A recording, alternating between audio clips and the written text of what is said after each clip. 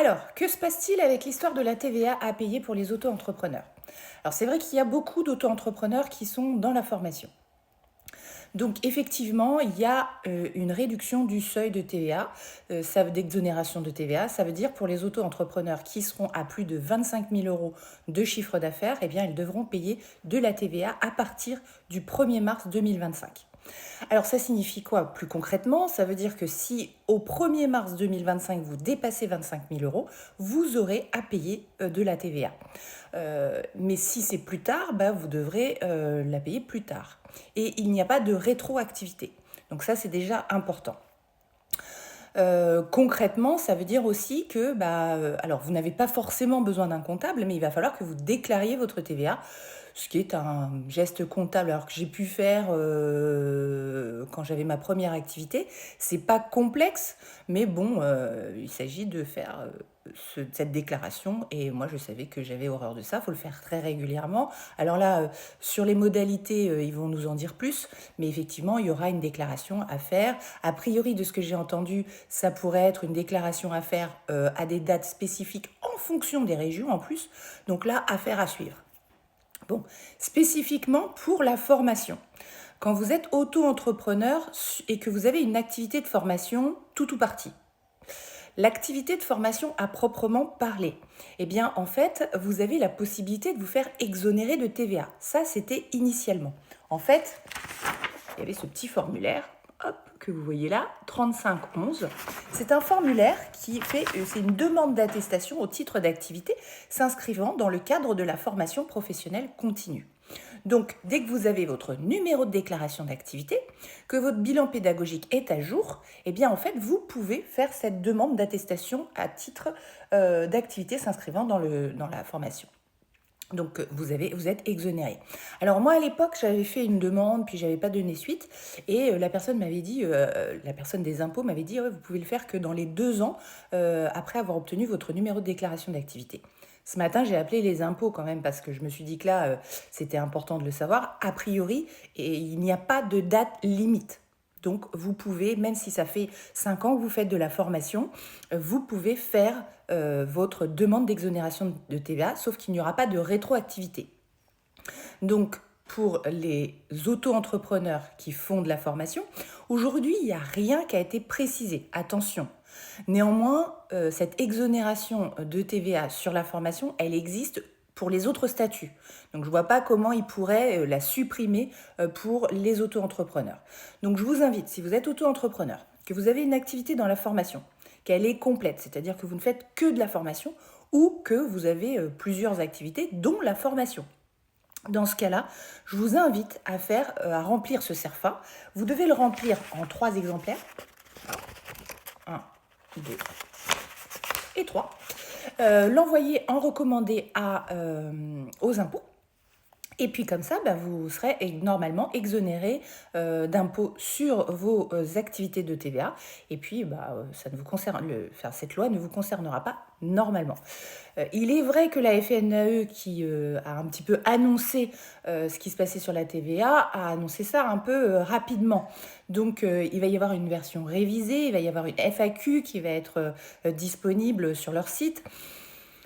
Et du coup, eh bien effectivement, je pense qu'on en saura plus, et notamment sur la formation. Aujourd'hui, je vous invite quand même à faire cette démarche. Ça ne coûte pas grand-chose, et puis ça peut vous rapporter gros. Alors, autre chose, donc pas d'obligation de comptable. Vous aurez une déclaration à faire régulièrement, il faudra y penser, et puis il faut juste se former à le faire. Si vous connaissez quelqu'un qui est comptable, c'est pas compliqué, mais il faut le faire. Si vous avez besoin d'un comptable, en fait, moi aujourd'hui, comme je forme des créateurs d'entreprises dans la formation et qu'il y a un certain nombre d'auto-entrepreneurs, j'ai trouvé un comptable qui a un prix défiant toute concurrence pour les auto-entrepreneurs. Je crois qu'on est à 9 euros par mois. Donc mettez-le moi en message privé et puis je vous enverrai ses coordonnées. Ensuite, oui, il va être fondamental de faire vos factures sur un logiciel de facturation. Effectivement, il y a nombre d'entrepreneurs qui font ça sur Word ou Excel. Moi-même, je l'ai fait quand j'étais à mon compte. Il y a des entrepreneurs qui font ça déjà sur des logiciels et là, c'est très très bien. Pour ceux qui sont concernés et qui le faisaient sur Word et Excel, je vous invite à aller sur Henri ou sur Timey. Pareil, mettez-moi un message privé, je vous redonnerai les noms. Pas de souci. Ce sont des logiciels gratuits qui sont labellisés et qui seront très bien pour faire vos factures. Je vous invite également à faire autre chose. C'est pas une obligation, mais au vu des changements qu'il peut y avoir, moi je le préconise dans mes accompagnements aux créateurs d'activités en formation et qui font de l'auto-entrepreneuriat.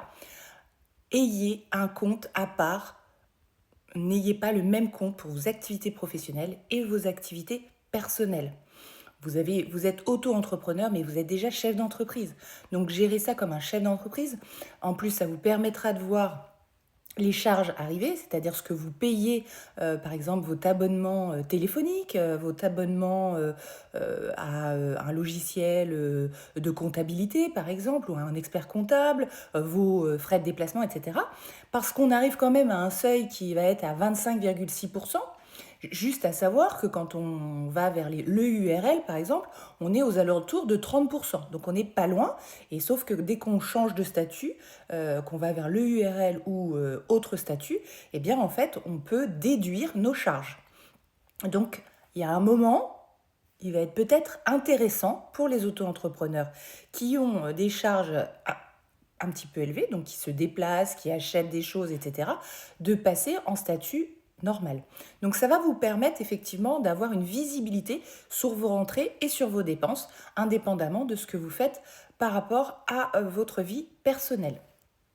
Ça, c'était le troisième conseil. Enfin, bah écoutez, j'avais fait un webinaire qui peut vous montrer un petit peu. Alors, on avait annoncé au mois de novembre, le 21 novembre, et vous retrouvez sur ma chaîne YouTube ce webinaire sur les astuces de statut et les bénéfices à en tirer. Donc, ça vous permet d'étudier un petit peu les différents statuts. Je l'avais fait avec Mirella Ngama. Vous le retrouvez sur ma chaîne YouTube, mettez-moi un message privé et je vous envoie le lien aussi.